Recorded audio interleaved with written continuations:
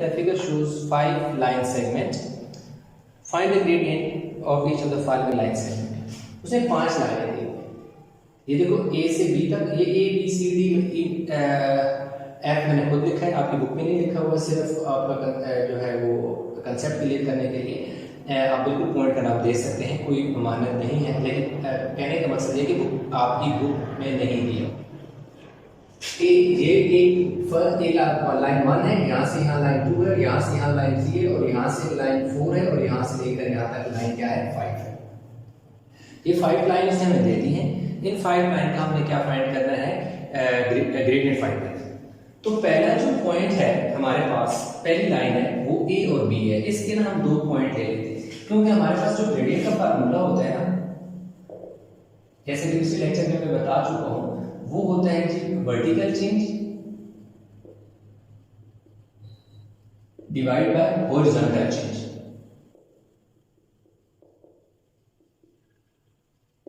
यानी ये आपका हॉरिजॉन्टल चेंज होगा, यूं आपका वर्टिकल चेंज होगा। यानी एक्स एक्सिस जो है आपका हॉरिजॉन्टल है, वाई एक्सिस आपका क्या है वर्टिकल है। ये आपका एक्स एक्सिस है और ये आपका वाई एक्सिस है। इस तरह ये माइनस एक्स एक्सिस और ये माइनस वाई एक्सिस। अब ये देखिए हमारे पास जो ये जो 2 पॉइंट है, इनके हम ऐसा करने के पॉइंट लिख लेते हैं।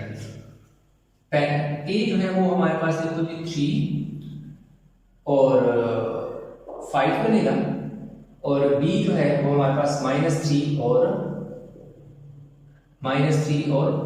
1 बनेगा। अब ये देखो कैसे, अगर आप अपनी बुक पे देखें, अगर बुक पे आप देखें तो जो आपकी बुक पे 3 है, 3 के बिल्कुल सामने और 5 के बिल्कुल ऊपर टॉप पे आपकी जो लाइन है, जो है फर्स्ट लाइन वो स्टार्ट हो रही है। तो इसलिए ये देखिए y की वैल्यू क्या है -5 है, सॉरी x की वैल्यू x की वैल्यू पहले लिख देते हैं -5 और 3, क्योंकि x की वैल्यू है ना, देखो x की वैल्यू ये x की वैल्यू पहले लिख देते हैं जो कि -5 है, y की वैल्यू ये देखो 3 है, 3 के सामने बिल्कुल पॉइंट है, और 5 के बिल्कुल टॉप ऊपर है, टॉप का 5 के बिल्कुल ऊपर है, तो इसलिए x की वैल्यू -5 और 3 बिल्कुल इसके सामने है, 3 के बिल्कुल सामने पॉइंट है, तो ये पॉइंट -5 और 3 करेगा। ये देखो बिल्कुल -3 के सर के ऊपर पॉइंट है b, और 1 के बिल्कुल सामने है, इसलिए 3 और 1 बनेगा। तो अब हम लिख लेते हैं यहाँ पर -5 और 3, और पॉइंट b जो है वो -3 और 1 है। अब क्योंकि ये x की वैल्यू है, इसे x1 कह दो, ये y की वैल्यू इसे y1 कह दो, ये भी x की वैल्यू इसे x2 कह दो, ये y की वैल्यू इसे y2 कह दो। अब जो आपके पास ग्रेडियंट का फार्मूला लगेगा, उसको आप जैसे पिछले लेक्चर में मैं एक बता चुका हूं कि आप जो वर्टिकल चेंज होता है आप y2 y1 और x2 x1 लिखते हैं। ठीक है, देख सकते हैं ये फार्मूला है ग्रेडियंट को फाइंड करने का। अब हमारे पास gradient is equal to y2 की वैल्यू देखो क्या है -3, देखो -3 के लिए y2 के लिए आगे माइनस का साइन है, माइनस का साइन डाल दिया। y1 की वैल्यू क्या है 3 है, देखो हमने 3 लिख दिया, आगे ये लाइन आ गई। x2 की वैल्यू -3 है, -3 सॉरी मैंने यहाँ पर वैल्यू थोड़ी सी पुट कर दी। ये y2 की वैल्यू 1 है, ये देखिए y2 की वैल्यू देखो 1 है, y2 की वैल्यू 1 है, 1 पुट कर दिया, साथ साइन माइनस है, माइनस की y1 की वैल्यू 3 है, 3 पुट कर दिया।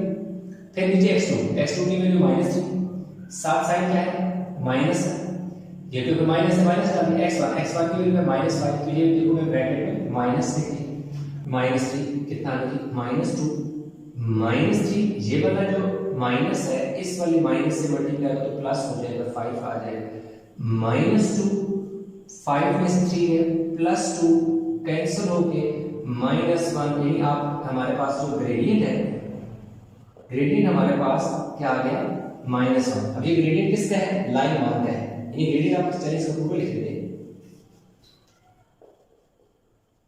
Gradient of line 1 is equal to -1। अब एक और चीज यहां पे समझ में आई, क्योंकि हमारा ग्रेडियंट -1 है, किसका लाइन 1 का, तो ये जो नेगेटिव साइन है ना, यानी जो स्लोप हमें बता दिया नेगेटिव है 1 स्लोप, तो इसका मतलब है कि हमारा जो लाइन है वो फॉल कर रही है, यानी नीचे की डायरेक्शन में। ये ए बी यानी ए से बी की तरफ हम जा रहे हैं, बी से ए की तरफ नहीं जा रहे हैं, क्यों, हमारा जो स्लोप है वो नेगेटिव आ रहा है, ग्रेडियंट नेगेटिव आ रहा है। नेगेटिव आ रहा है तो वही हमें वैल्यू नेगेटिव शो कर रही है कि ये डाउन फॉल है। इसी तरह जब आप सी से ई की तरफ जाएंगे तो ये भी नेगेटिव आएगी। ई से एफ का फाइंड करोगे तो ये क्योंकि राइज कर रही है इसलिए आपका स्लोप क्या आएगा, ग्रेडियंट आपका क्या आएगा, पॉजिटिव आएगा। इसी तरह सी से डी की तरफ जाओगे तो भी पॉजिटिव आएगा क्योंकि ये भी क्या कर रही है, राइज कर रही है। अब हम क्या करते हैं कि लाइन 2 को लेते हैं। अब लाइन 2 हमारे पास ये इसका देखें बी दैट इज -3 और 1 और इसका सी का हम लिख लेते हैं। सी का हमारे पास x की वैल्यू -1 y की 1 तो हमारे पास जो -1 और 1 आ जाएगा। अब हमारे पास ग्रेडियंट है जी किसका, हम फाइंड कर रहे हैं ग्रेडियंट ऑफ L2 में लिख लाइन 2 का इज इक्वल टू फार्मूला क्या होता है y2 माइनस y1 यानी vertical change divide by horizontal change. अब वर्टिकल चेंज y2 ये देखिए आप ऊपर देखिए x1 y1 x2 y2, ठीक है, y2 की वैल्यू 1 है, y2 की देखिए 1 minus y1 1 divided by x2 भी -1 x1 माइनस इनटू -3। ये देखिए y2 की वैल्यू 1 थी, 1 पुट कर दी, साथ साइड माइनस माइनस आगे y1 की वैल्यू 1 थी, 1 पुट कर दी, x2 -1 था, -1 लिख दिया। फार्मूले का माइनस एज इट इज आते x1 जो है सॉरी ये 1 है x1 की वैल्यू -3 पुट कर दी, ऊपर आ गया जी 0, नीचे आ गया जी -1 माइनस +3 तो 0 अगर जो 3 है इज इक्वल टू 0 ही 0 आएगा, जो gradient of L2 is equal to 0 आएगा। जैसे कि मैं क्वेश्चन 1 जब एक्सप्लेन कर रहा था तो वहां पे आपको ये चीज मैंने बताई थी कि आपके पास जो आएगा ग्रेडियंट आएगा किसका, यानी कि हॉरिजॉन्टल लाइन का वो 0 आएगा। ये देखो इसका 0 आएगा। अब देखना ये जो लाइन है EF है उसका क्या आएगा, अनडिफाइंड आएगा।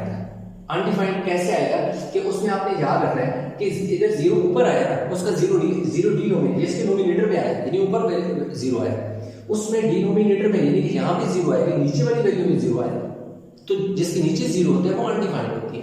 तो ये आपको मैं बता रहा था कि जब आपको यहाँ का ग्रेडियंट जो है जो हॉरिजॉन्टल लाइन होती है उसका 0 होता है। ये देखो हॉरिजॉन्टल लाइन है ना, क्योंकि एक्स एक्सिस से बिल्कुल साथ हॉरिजॉन्टल लाइन है इसलिए इसका लाइन 2 का 0 आया।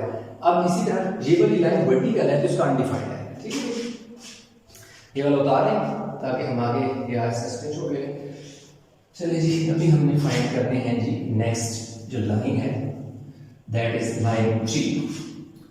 अगर लाइन 3 की बात करें तो वो मेरे पास एक पॉइंट सी बनेगा दैट इज -1 और 1, यानी सी से शुरू होकर डी मेरे पास क्या है।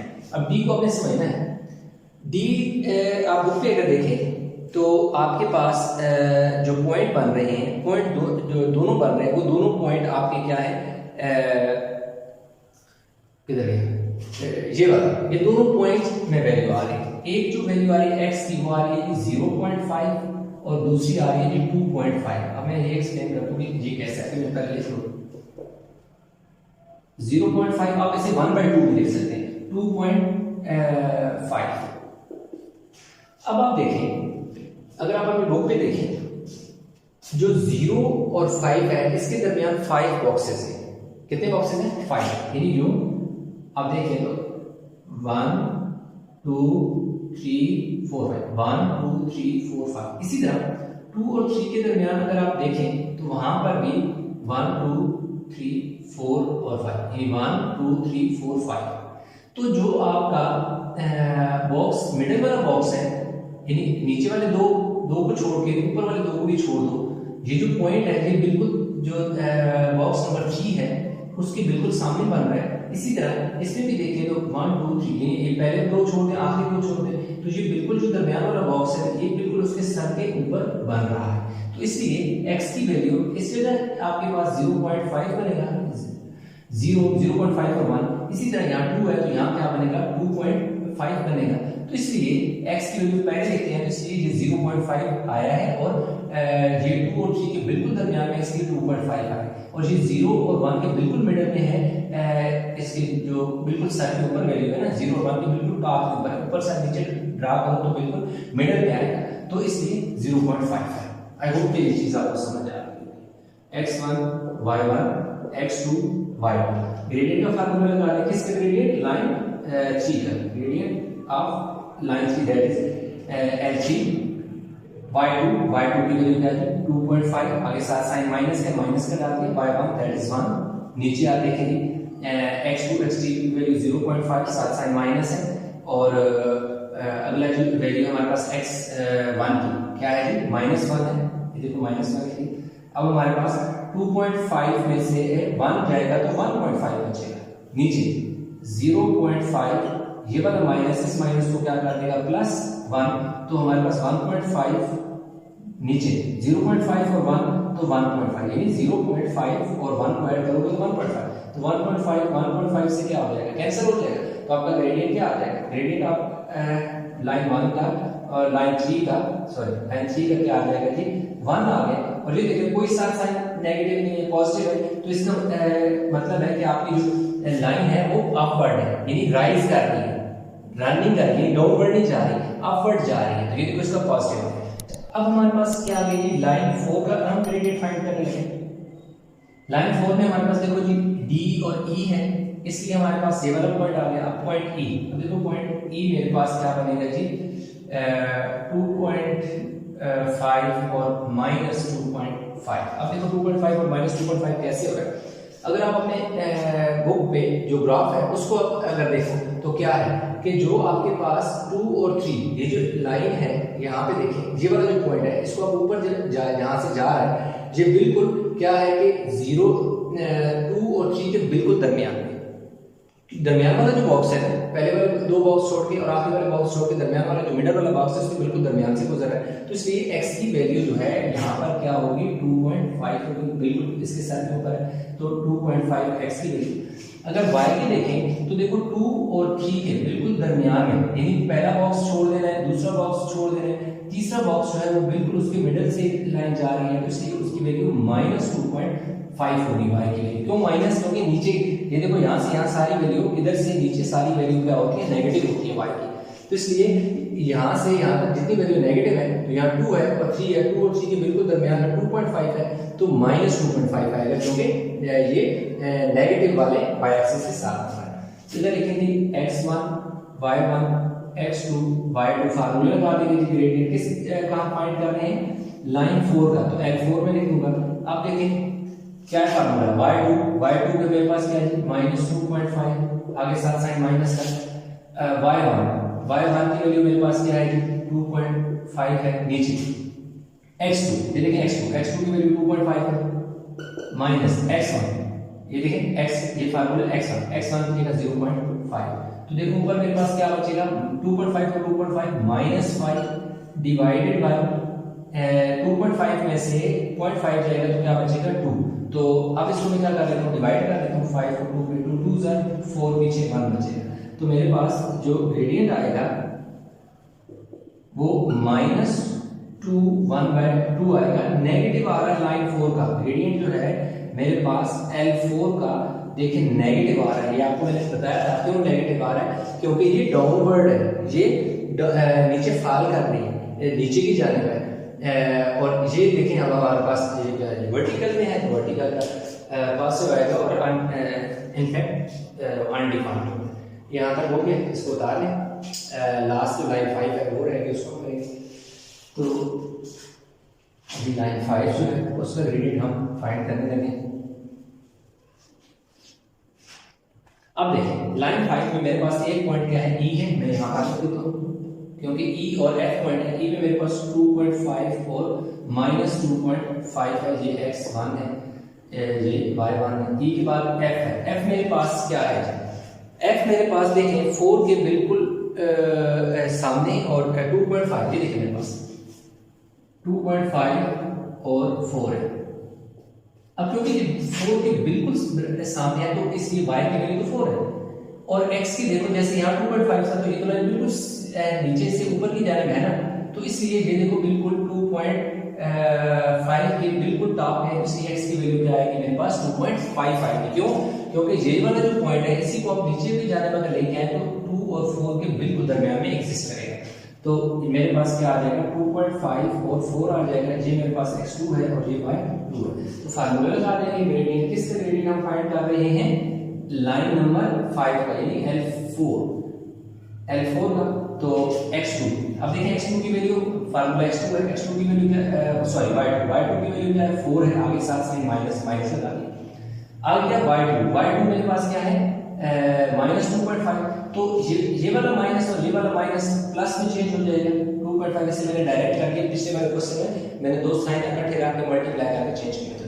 ये वाला साइन है तो इससे पहले भी माइनस है ना, ये वाला माइनस इस वाले माइनस को प्लस में चेंज करते हैं। आगे जो है हमारे पास है x2 की वैल्यू देखो मेरे पास क्या है 2.5 है, ये देखो फार्मूले का माइनस। आगे x की वैल्यू 1 की वैल्यू 2.5 है।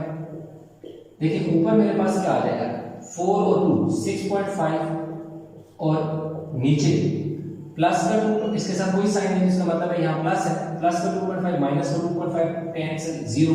तो ये मेरे पास क्या आ गया जी ग्रेडियंट L4 का मेरे पास क्या आ गया जी 0 है। तो अभी जैसा मैंने आपको बताया था कि जब भी डिनोमिनेटर में हमारे पास आ जाता, सॉरी लाइन 5 मैंने गलती से 4 लिख दिया, लाइन 5 है, लाइन